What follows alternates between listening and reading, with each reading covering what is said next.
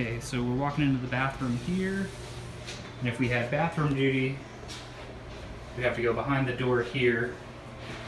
And so we are taking Jake's advice, and we are rearranging the chemicals in order of how you would clean the bathroom. And then we also made a change to the order of this, so I'll show that on the next part of the video. But if we were to come in and, let's say, change the paper towels. So I come over here to the paper towels. I don't see anything that tells me where the paper towels replacements are.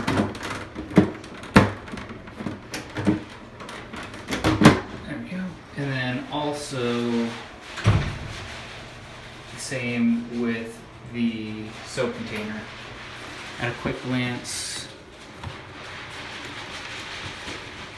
yeah, I'm not sure how to take that off, so I'm not going to mess with it with one hand, but I don't see anything on there that tells me where the soap is.